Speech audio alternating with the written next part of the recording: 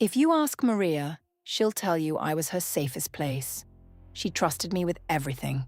Her fears, her doubts, her passwords, her spare house key. She used to say, "If anything ever happened to me, you'd take care of my kids." And I would smile, because the truth is, I already knew how to take care of her life.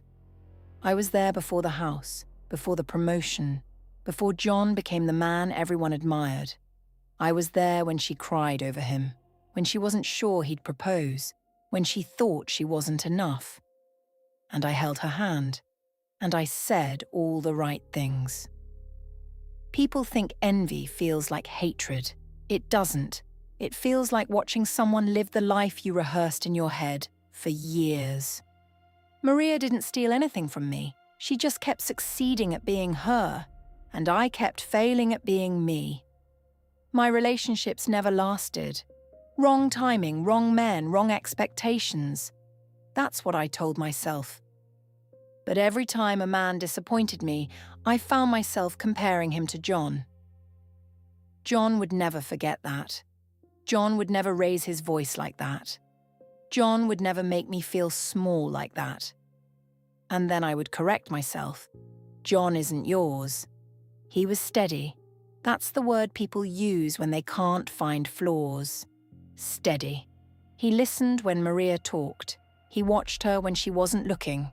He chose her in rooms full of options. I noticed those things. I always notice. The first time I felt it, really felt it, was at their anniversary dinner. Maria gave a speech about partnership, about loyalty, about choosing each other every day. Everyone clapped. I clapped the loudest. But when John stood up and kissed her forehead, something shifted inside me. Not desire, recognition, that life, that security, that certainty. I could live inside that. I just wasn't the one inside it. Do you know what's dangerous? Not wanting someone's husband, wanting someone's position. Maria wasn't smarter than me. She wasn't prettier. She wasn't more capable. She was just chosen. And the more I watched them, the more I asked myself a quiet question. If I had met him first, would he have chosen me? I started staying later after dinners, offering to help clean up, talking to John about practical things, investments, career moves, health routines. Maria would laugh and say, "You two are so alike." She had no idea how much I enjoyed hearing that. So alike. I wasn't trying to seduce him. Not yet. I was studying him. The way he leaned back when uncomfortable. The way he softened when someone cried. The way he corrected gently instead of attacking. I learned his rhythm.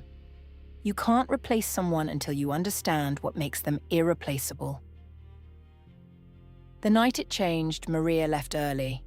One of the kids had a fever. It was just John and me in the kitchen. Quiet house, half-empty wine glasses, low light. He asked if I was okay. That's all he said. "Are you okay?"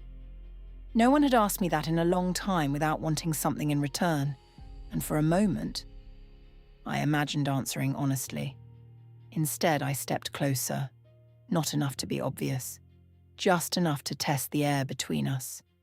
He didn't move, but he didn't step back either, and that was all I needed to know. It wasn't lust, it was possibility, and possibility is louder than guilt. I went home that night and stared at my ceiling. And I made a decision that would cost me everything, not because I hated Maria, but because I was tired of clapping for a life I wanted. The next morning, I sent John a message. It wasn't inappropriate. It wasn't suggestive. It was simple.